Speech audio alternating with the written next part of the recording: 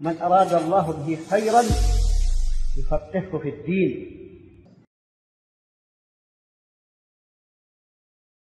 بسم الله الرحمن الرحيم. إن الحمد لله نحمده ونستعينه ونستغفره ونعوذ بالله من شرور أنفسنا ومن سيئات أعمالنا. من يهده الله فلا مضل له ومن يضلل فلا هادي له، وأشهد أن لا إله إلا الله وحده لا شريك له، وأشهد أن محمدا عبده ورسوله. أما بعد، فإن خير الكلام كلام الله، وخير الهدى هدى محمد صلى الله عليه وسلم، وشر الأمور محدثاتها، وكل محدثة بدعة، وكل بدعة ضلالة. Le sujet que nous allons traiter durant ce cours, Inch'Allah, est d'une grande importance et a été choisi par le responsable du Markaz Al-Khalil Waffaqahullah, que je remercie pour sa patience et son bon soupçon envers son frère. Le sujet en question est de qui prendre la science. Si l'on parlerait de la science mondaine, je pense que ce sujet n'aurait pas besoin d'être traité pour la majorité des gens. Car en effet, s'ils rechercheraient par exemple une science mondaine à laquelle ils sont attachés, ils feraient toutes les causes afin de trouver la personne la plus savante sur ce sujet. Une personne malade, par exemple, va chercher forcément le médecin le plus compétent. Une personne voulant construire une maison, par exemple, va chercher les personnes les plus compétentes, que ce soit dans le génie civil, que ce soit dans l'architecture, etc., etc. Pareil pour une personne qui possède une belle voiture et qui veut la réparer. Il va chercher forcément la personne la plus compétente dans ce domaine. Et cela est valable pour tous les autres domaines, même si je ne les ai pas évoqués. Et méditez bien avec moi, même dans les domaines que l'on aime, il se peut que l'on se fasse tromper, malgré des recherches. Il se peut que l'on demande à des gens mal intentionnés, ou des gens qui vont répondre en fonction d'intérêt, ou il se peut que l'on se fasse tromper par la beauté d'un discours, ou par la place que cet homme ou cette entreprise a dans la société. La plupart des gens ont remarqué, et en particulier dans notre époque, les conflits d'intérêts qu'il y a et que vont être mis en avant des gens, non pas pour leurs compétences, mais pour ce qu'ils apportent comme argent, Wallahu al-Musta'an. Que ce soit dans le domaine de la santé, par exemple, où l'on voit que les savants ou les médecins qui appellent à se soigner industriellement sont plus mis en avant que les savants et médecins qui appellent à se soigner plus de manière naturelle. Et cela est totalement relié aussi à comment est l'alimentation à notre époque. Certaines personnes éveillées ont commencé à comprendre qu'il existe dans ces domaines-là des imposteurs, des personnes qui parlent en fonction d'intérêts mondains qu'on leur en offre en échange d'avis faux qu'ils vont donner afin de tromper les gens de la masse. Wallahu al-Musta'an. Est-ce que cela aussi existe-t-il chez les savants de la religion? C'est ce qu'on va essayer de voir dans ce cours-là, car beaucoup pensent naïvement que la science religieuse n'est pas touchée par des imposteurs. Cela peut être naïvement, comme on l'a évoqué, mais cela peut être dû aussi à un manque d'importance que la personne met dans ce domaine qui est ou qui doit être pour le musulman le sujet le plus important, car en découlera son bonheur éternel ou bien son châtiment. On ne parle pas des bonheurs éphémères que l'on a évoqués, tels avoir une maison bien construite ou une voiture bien réparée, etc., etc. Là, on parle de ce qui touche la vraie vie, comme Allah dit subhanahu wa ta'ala, Surat Al-Ankabut 29, verset 64, وَمَا هَذِهِ الْحَيَاةُ الدُّنْيَا إِلَّا لَهْوٌ وَلَعِبٌ وَإِنَّ الدَّارَ الْآخِرَةَ لَهِيَ الْحَيَوَانُ لَوْ كَانُوا يَعْلَمُونَ. Cette vie d'ici-bas n'est qu'amusement et jeu. La demeure de l'au-delà est assurément la vraie vie, s'ils savaient. Comment a-t-on su qu'il existe des faux savants? Il faut pour cela tout simplement lire un peu la parole d'Allah subhanahu wa ta'ala sur les communautés qui nous ont précédés et qui doivent être un sujet de méditation pour nous-mêmes.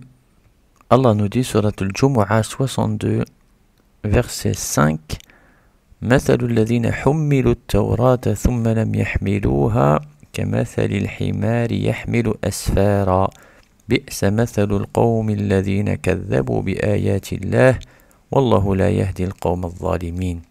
Ceux qui ont été chargés de la Torah mais qui ne l'ont pas appliquée sont pareils à l'âne qui porte des livres. Quel mauvais exemple que celui de ceux qui traitent de mensonges les versets d'Allah, et Allah ne guide pas les gens injustes. Il existait donc parmi les communautés qui nous ont précédés des gens qui avaient la science mais qui ne l'appliquaient pas eux-mêmes. Regardez donc à quoi Allah les a comparés, wallahu al-musta'an. Et la critique envers les savants qui n'appliquent pas eux-mêmes est valable même si ils appellent à la vérité. Comme Allah nous dit, Surat Al-Baqarah 2, verset 44, أَتَأْمُرُونَ النَّاسَ بِالْبِرِّ وَتَنْسَوْنَ أَنفُسَكُمْ وَأَنْتُمْ تَتْلُونَ الْكِتَابَ أَفَلَا تَعْقِلُونَ. Commanderez-vous aux gens de faire le bien et vous oubliez vous-même de le faire alors que vous récitez le livre? Êtes-vous donc dépourvu de raison? Qu'en est-il donc de ceux qui savent et qui connaissent la vérité mais qui la cachent? Comme Allah nous dit, toujours sur Al-Baqarah 2, verset 174, إن الذين يكتمون ما أنزل الله من الكتاب ويشترون به ثمنا قليلا أولئك ما يأكلون في بطونهم إلا النار ولا يكلمهم الله يوم القيامة ولا يزكيهم ولهم عذاب أليم. الآيات. Ceux qui cachent ce qu'Allah a fait descendre du livre et le vendent à vil prix, ceux-là ne s'emplissent le ventre que de feu. Allah ne leur adressera pas la parole au jour de la résurrection et ne les purifiera pas, et il y aura pour eux un douloureux châtiment. Ceux-là ont échangé la bonne direction contre l'égarement et le pardon contre le châtiment. Qu'est-ce qui leur fera supporter le feu? Qu'Allah nous en préserve. Et dans un autre verset tout aussi explicite, Surat Ali Imran 3, verset 187, وَإِذْ أَخَذَ اللَّهُ مِيثَاقَ الَّذِينَ أُوتُوا الْكِتَابَ لَتُبَيِّنُنَّهُ لِلنَّاسِ وَلَا تَكْتُمُونَهُ فَنَبَذُوهُ وَرَاءَ ظُهُورِهِمْ وَاشْتَرَوْا بِهِ ثَمَنًا قَلِيلًا فَبِئْسَ مَا يَشْتَرُونَ. Allah prit de ceux auxquels le livre était donné cet engagement, exposez-le certes aux gens et ne le cachez pas, mais ils l'ont jeté derrière leur dos et l'ont vendu à vil prix. Quel mauvais commerce ils ont fait. Ils l'ont vendu à vil prix, soit en le cachant, en cachant la vérité afin d'avoir des intérêts mondains, que ce soit avec les gouverneurs ou avec le peuple. Et certains sont allés plus loin encore jusqu'à déformer la parole d'Allah subhanahu wa ta'ala, comme il nous le dit. Surat Al-Baqarah 2, verset 79, فَوَيْلٌ لِلَّذِينَ يَكْتُبُونَ الْكِتَابَ بِأَيْدِيهِمْ ثُمَّ يَقُولُونَ هَذَا مِنْ عِنْدِ اللَّهِ لِيَشْتَرُوا بِهِ ثَمَنًا قَلِيلًا فَوَيْلٌ لَهُمْ مِمَّا كَتَبَتْ أَيْدِيهِمْ وَوَيْلٌ لَهُمْ مِمَّا يَكْسِبُونَ. Malheur donc à ceux qui de leurs propres mains composent un livre puis le présentent comme venant d'Allah pour en tirer un vil prix, malheur à eux donc à cause de ce que leurs mains ont écrit, et malheur à eux de ce qu'ils en profitent. Et ce verset-là est en particulier sur les savants des communautés qui nous ont précédés, qui eux ont trafiqué leurs propres livres. Pas la signification seulement, mais même les textes.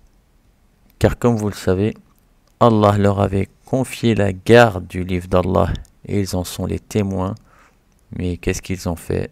Ce que vous avez entendu dans les versets précédents, la falsification des textes et des sens. Wallahu al-musta'an. Certains pourraient répondre que cela concerne les savants des gens du livre et que cette communauté a été préservée de faux savants. La réponse à ceci est, comme vous le savez, qu'Allah nous a évoqué ces faits dans les communautés qui nous ont précédés pour que ce soit un sujet de méditation pour nous-mêmes et de ne pas tomber là où ils sont tombés. Malgré tout cela, nous les avons suivis sur leurs pas, comme le prophète alayhi salatu wassalam nous en a informé dans le hadith عن أبي سعيد رضي الله عنه مرفوعا لتتبعن سنن من كان قبلكم.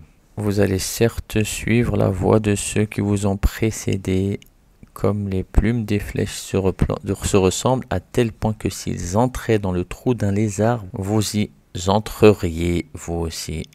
El hadith muttafaqun alayh. Que signifie muttafaqun alayh? C'est que le hadith est dans le Bukhari et Muslim. Et dans un autre hadith encore plus précis, عن أبي ذر الغفاري رضي الله عنه قال النبي عليه الصلاة والسلام أخوف ما أخاف على أمتي الأئمة المضلون رواه أحمد وصححه الألباني رحمه الله. C'est-à-dire, la chose qui me fait le plus peur pour ma communauté que le Dajjal, les imams qui égarent. Et vous connaissez tous la fitna du Dajjal. Et parmi ce qui a été rapporté dessus, un Hudayfa radiyallahu anhu, que le prophète a dit, certes je sais mieux que le Dajjal ce qu'il va y avoir avec lui. Il y aura avec lui deux fleuves qui coulent, l'un d'eux sera vu comme étant un fleuve d'eau blanche et l'autre sera vu comme étant un feu ardent. Si quelqu'un attend cela, qu'il se rende vers le fleuve qu'il voit comme un feu, qu'il ferme ses yeux, puis qu'il trempe sa tête dedans, et qu'il en boive, car il s'agit certes d'eau fraîche. Qu'Allah nous en préserve et nous raffermisse. Regardez donc le degré de tromperie qu'a cet imposteur, le Dajjal, et c'est exactement la même chose avec les imams qui égarent, qui trompent les gens avec des paroles enjolivées. Wallahu al-musta'an.